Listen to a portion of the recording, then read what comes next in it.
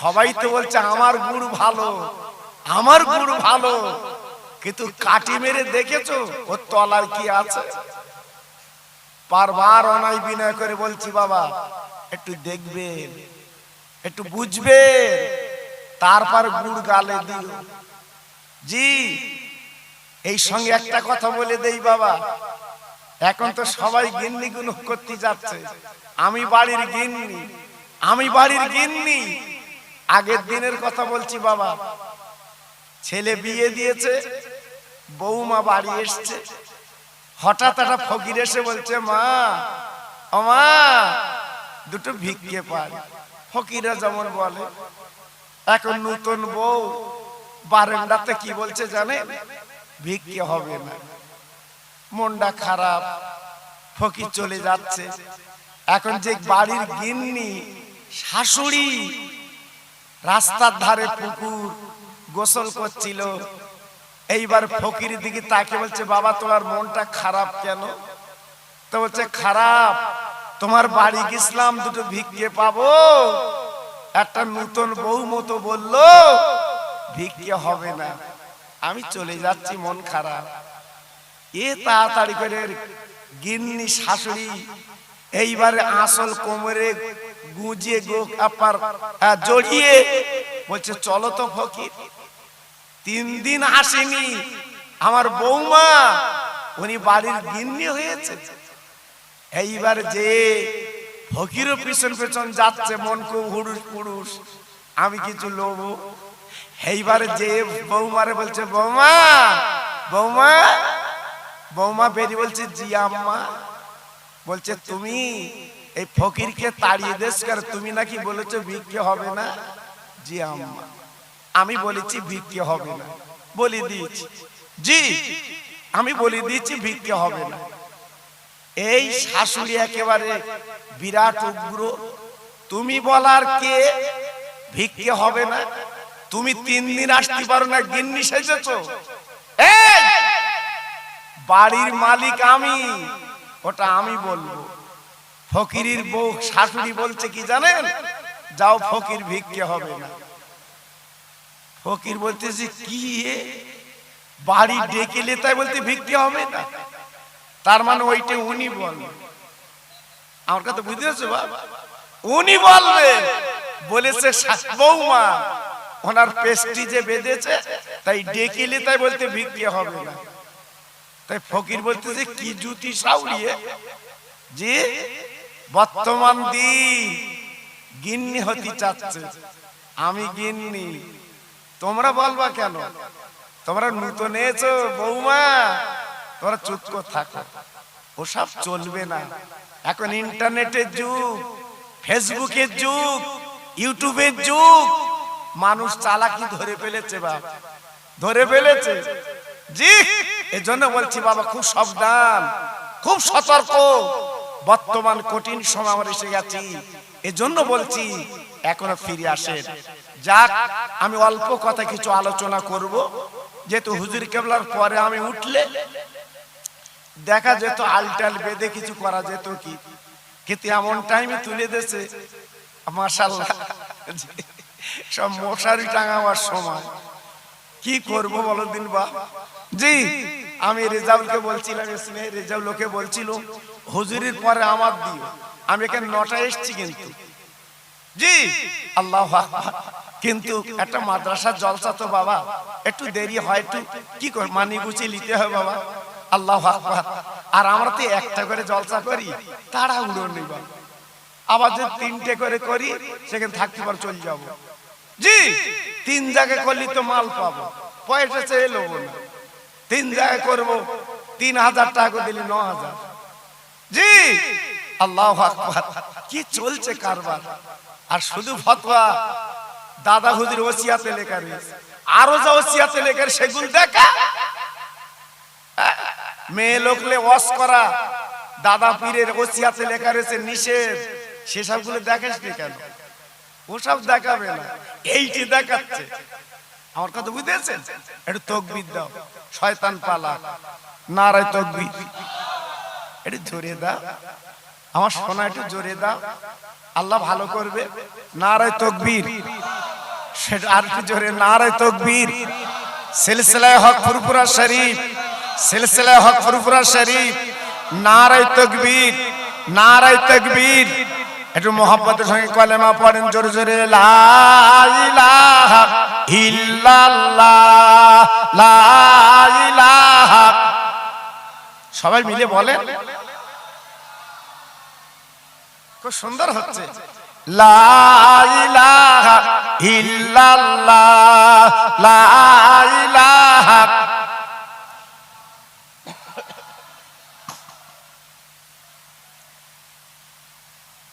হাসবি রব্বি জাল্লাল্লাহ, মাফি কালবি গায়রুল্লাহ, নূর মুহাম্মদ সাল্লাল্লাহ। জোরে জোরে, লা ইলাহা ইল্লাল্লাহ, লা ইলাহা। খুব সুন্দর হচ্ছে।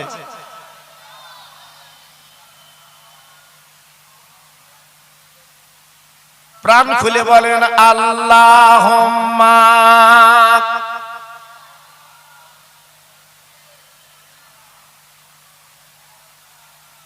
ওয়া আলা আলি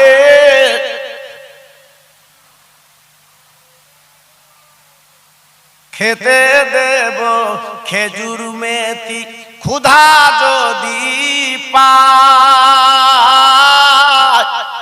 দুম্বার দুধ পাতার ঠোঙায় দেব পিপাসায়, তোর মুহাম্মাদের দেনা আম্মা সঙ্গে নিয়ে যায়, মেষচরণে ময়দানে মা কোনো যে ভয় নাই। জোর জোরে আল্লাহুম্মা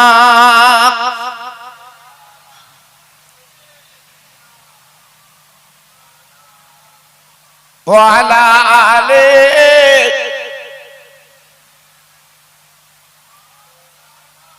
আমার ভাইরা, বাবাজিরা, আমার মা বোনেরা, বেটিরা, আমার সোনার চাঁদেরা, আমি আপনাদের কাছে সরাসরি আমার বিশ্ব নবীর জীবনের ইতিহাস আমি একটুখানি আপনাদের কাছে তুলে ধরছি। শেষ বেলা আমার বসিরহাট পীরের ওয়াজ একটা করব, আখিরি মোনাজাত দিয়ে বিদায় নেব। আল্লাহর নবীর দাদার নাম ছিল আব্দুল মুত্তালিব। কি নাম? সবাই জোরে বলুন, একটু মুখস্থ করে নেন। কি নাম? Abdul Muttalib. উনি ছিলেন কাবার মুতাল্লি, উনি ছিলেন মক্কা শরীফের নেতা। আব্দুল মুত্তালিবের 10টা ছেলে। মক্কার ভিতরে উনি ছিলেন নেতা, লিডার, মাতব্বর। আল্লাহর কি মহিমা! জমজম কূপের পানি হঠাৎ আটকে গেল, বন্ধ হয়ে গেল। মক্কাবাসীরা পানির জন্য চিন্তা করতে লাগলো, ও আমাদের নেতা, আমাদের মাতব্বর, আমাদের পানি দিন। আমরা মক্কা নগরে পানির জন্য কি হবে? আব্দুল মুত্তালিব চিন্তায় পড়ে গেল, আমি নেতা, আজকে যদি পানি না দিতে পারি তাহলে আমার নেতৃত্ব চলবে না। আব্দুল মুত্তালিব কি করলেন? আল্লাহর কাবার দরজার কাছে দাঁড়িয়ে ঝরঝর করে কাঁদতে লাগলেন, ওরে কাবার মালিক, আজকে তোর কাছে আমি দরখাস্ত দিচ্ছি, আমি হলাম কুরাইশ বংশের নেতা, আমি মক্কার মাতব্বর। আজকের জমজম কূপের পানি বন্ধ হয়ে গেছে। আয় আল্লাহ, আজকের মক্কা নগর পানি বিহনে সব কিছু শেষ হয়ে যাবে। আল্লাহ আমি দোয়া করছি, আল্লাহ আমি তোমার কাছে দোয়া চাচ্ছি, আমার 10টা ছেলের ভিতরে আমি একটা ছেলেকে কুরবানি দেব। আল্লাহ তুমি জমজমের পানি চালু করে দাও। ভাইরা, বাবাজিরা, আব্দুল মুত্তালিব এই দোয়া করছে। যখন ঘরে ফিরে এসেছে, আল্লাহর কি মহিমা! বাবা, কয়েক ঘন্টার ভিতরে ওই জমজমের পানি আমার আল্লাহ চালু করে দিলে। সারা মক্কা শরীফে পানির জন্য হাহাকার করছিল। আল্লাহ পাক সেই জমজম কূপের পানি আবার শুরু হয়ে গেছে। জি, হঠাৎ একদিন রাতের বেলা স্বপ্ন দেখছে আব্দুল মুত্তালিব। কি?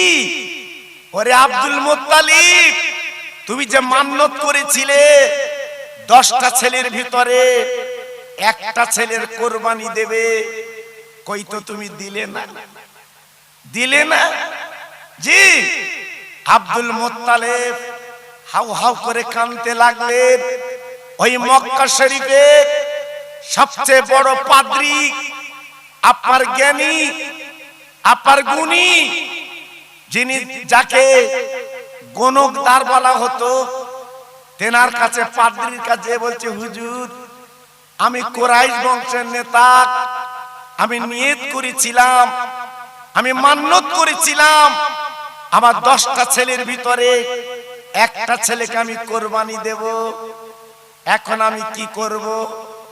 পাদ্রী সাহেব বলে দিলেন, ও আব্দুল মুত্তালিব, চিন্তার কোনো কারণ নেই, 2টো কাগজে তুমি লিখবা, একটা হলো তোমার ছেলের নাম, আর একটা হচ্ছে আপনার 10টা ছেলের নাম।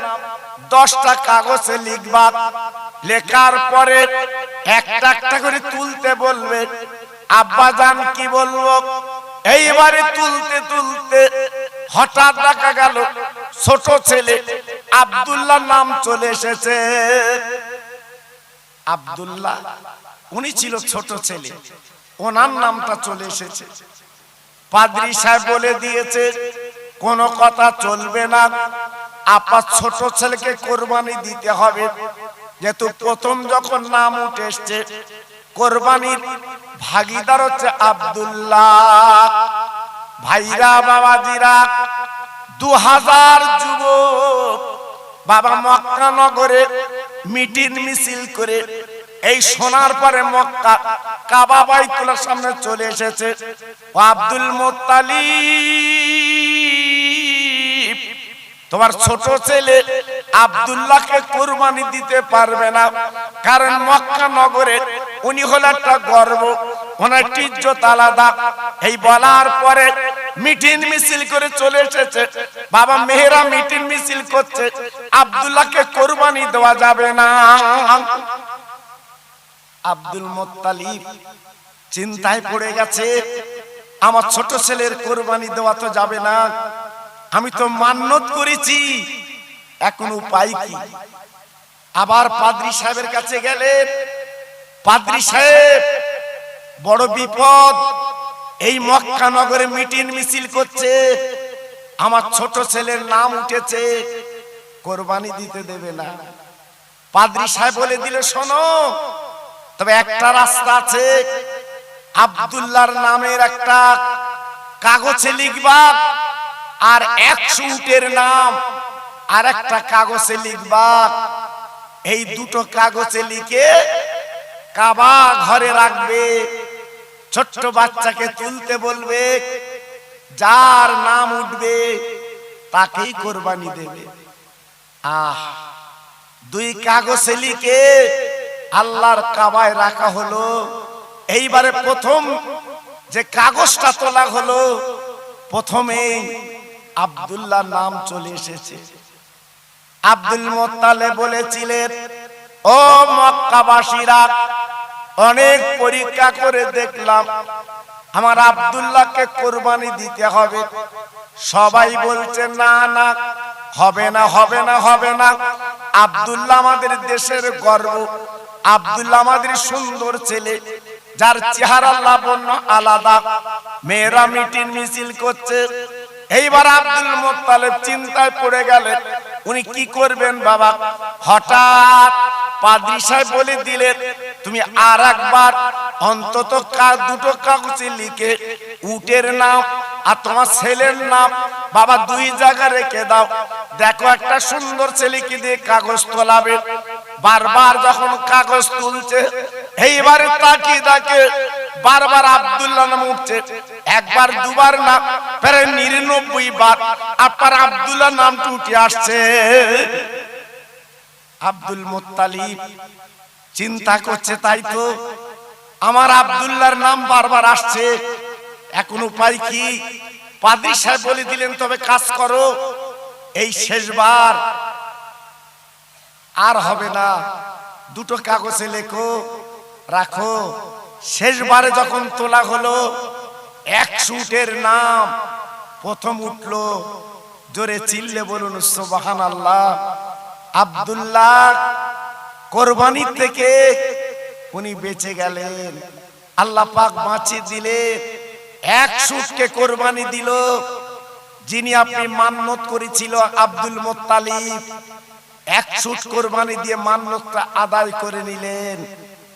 আব্দুল্লাহ যিনি আমার নবীর আব্বা হবেন, আব্দুল মুত্তালিব, ওনার যে 10টা ছেলে বাবা, তার ভিতরে আব্দুল্লাহ ছিল সুন্দর দেখতে। কোনদিন বাবা রাতের বেলা আব্দুল্লাহর কোনো লাইট লাগতো না, আব্দুল্লাহ রাস্তা দিয়ে যেতেন, আল্লাহ পাক চেহারা যে নূর দিয়েছিল, আব্দুল্লাহর কপালে যে একটা জ্যোতি দিয়েছিল, একটা নবুয়তি জ্যোতি বাবা, ওই জ্যোতিটা আলো হয়ে যেত গো। একদিন আব্দুল মুত্তালিব ডেকে বলছে, বাবা আব্দুল্লাহ, চলো আমি আর তুমি দুইজনে একটু মক্কার মেলায় বেড়াতে যাই। বাবা ছেলেকে নিয়ে আব্দুল মুত্তালিব চলে যাচ্ছে মক্কার মেলায়। বাবা জঙ্গল দিয়ে রাস্তা, জঙ্গলের ভিতর দিয়ে যেতে লাগলো।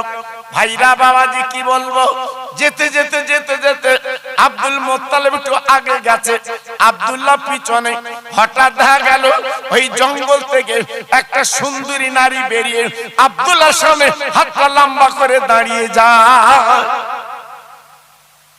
অবাক, আব্দুল্লাহ একটু দাঁড়াও, আব্দুল্লাহ একটু দাঁড়াও। আব্দুল্লাহ দাঁড়িয়ে গেছে, কি ব্যাপার? আর আব্দুল্লাহ এমন ছেলে ছিল, কোন মেয়ের দিকে জীবনে তাকাতো না এবং তাকাইনি, রাস্তা দিয়ে যেত, সব সময় নজর মাটির দিকে। জি, হঠাৎ মেয়েটা হাত লম্বা করে দাঁড়িয়ে বলছে, আব্দুল্লাহ আমার একটা কথা তোমাকে রাখতে হবে, আমি তোমার বিয়ে করতে চাই। আব্দুল্লাহ ডেকে বলল, ও মহিলা, এত বড় আসপদটা তোমার কে দিয়েছে? আজ তুমি বিয়ের প্রস্তাব দিলে কেন? না না না, আমি কিন্তু বিয়ের প্রস্তাব প্রত্যাখ্যান করলাম, কারণ আমার মা বাপ বেঁচে আছে, তারা যেটা দেখে দেবে আমি সেইটা কবুল করতে রাজি। ও ভাইরা রে, ও তরুণ যুবকেরা, ও মা বোনেরা, বেটিরা, একবার ভাবুন তো কেমন ছেলে। বাবা মা বাপকে নিয়ে, মা বাপের আদেশ, মা বাপের কথা মতো আব্দুল্লাহ চলতে রাজি। আর বর্তমান আমাদের ছেলেরা মা লাগে না, বাপ লাগে না, মামু লাগে না, নানা লাগে না, দাদা লাগে না, হঠাৎ বিয়ে। জি, সংসারে কি হচ্ছে আপনারা তো বুঝতে পারছেন। মেয়েটা কাঁদতে কাঁদতে জঙ্গলের ভিতর চলে গেল, আব্দুল্লাহ গুটি গুটি পায়ে চলে গেছে। আব্দুল মুত্তালিব প্রশ্ন করছে, আব্দুল্লাহ তুই এত দেরি করলি কেন, বল। আব্দুল্লাহ ডেকে বলছে, আব্বা, যেহেতু নবীর বাপ হবে, তিনি তো মিথ্যে কথা বলতে পারবে না, তাই ডেকে বলছে, আব্বা জান, একটা মহিলা জঙ্গলের ভিতর দিয়ে বেরিয়ে আজকের আমার সামনে হাত লম্বা করে দাঁড়িয়ে গেল। আব্দুল মুত্তালিব বলছে, বাবা তারপরে কি হলো? ভালো বিয়ের প্রস্তাব দিয়েছে, আমি প্রত্যাখ্যান করেছি, আমি বিয়ে করব না, আমার মা বাপ বেঁচে আছে, যেটা দেখে দেখে দেবে আমি সেইটা করব। আব্দুল মুত্তালিব দুই গালি চুমু দিয়ে বলছে, বাপের বেটা, চল, চলার মেলায় যাওয়ার দরকার নেই, আমি বিয়ের ব্যবস্থা করব। চলে এলো আব্দুল্লাহকে নিয়ে আল্লাহর কাবার সামনে। আরো 9টা ছেলে ছিল, সবাইকে ডেকে মাশওয়ারা করলো, মানে আলোচনা করলো। কি আলোচনা? বাবা, আমার আব্দুল্লাহ এখনই বিয়ে দিতে হবে, পিছনে দুশ্মন লেগে গেছে, শত্রু লেগে গেছে, আর রাখা যাবে না। 9টা ছেলে মক্কার অলি গলিতে বাবা তন্ন তন্ন করলো, কিন্তু ওইরূপ মেয়ে বাবা মিলল না। চিন্তায় পড়ে গেল, আব্বাজান সুন্দরী মেয়ে এবং কুরাইশ বংশের বৌমা হবে, এমন মেয়ে তো পেলুম না, এখন কি করা যাবে? আব্দুল মুত্তালিব ডেকে বলছে, বাবা তাহলে তোমরা 3 ভাই কিংবা 2 ভাই আমার সঙ্গে চলো, আমি যাব মদিনায়। যদি একটা মেয়ে পাওয়া যায়, অন্তত মেয়েটাকে বৌমা বলে আমি জীবন যাপন করতে চাই। আব্দুল মুত্তালিব 3টে ছেলেকে সঙ্গে করে উটের পিঠে চড়ে চলেছে সুদূর মদিনায়। নাম শুনেছি মদিনা, নাম শুনেছি মদিনা। আল্লাহর হাজিরা চোখে দেখেছে। আব্বাজান আব্বার যারা সামনে বসে আছেন, অনেকে চোখে দেখেননি সোনার মদিনা। একবার না দেখলে আন্দাজ করতে পারবেন না। আব্দুল মুত্তালিব মদিনা শরীফে পৌঁছে গেলেন। যাবার পরে কিছু লোকজন ডেকে বলছে, বাবা আমার বাড়ি মক্কা নগরে, আমি কুরাইশ বংশের নেতা, আমি হলাম আব্দুল মুত্তালিব, আমি কাবার মুতাল্লিক। তোমরা কি বলে দিতে পারো একটা মেয়ের সন্তান আজকের আমার বৌমা হবে, আমি ছোট ছেলের বিয়ে দেব, একবার কি বলতে পারো? আব্বাজান কি বলবো?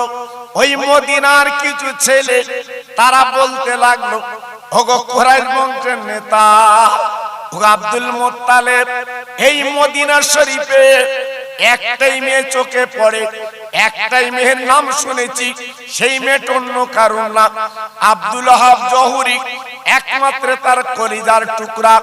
যদি পারো ওই মেয়েটাকে যদি আজকের ছোট ছেলের বিয়ে দিতে পারো, ওই সংসারটা আল্লাহ পাক শান্তি বানিয়ে দেবে।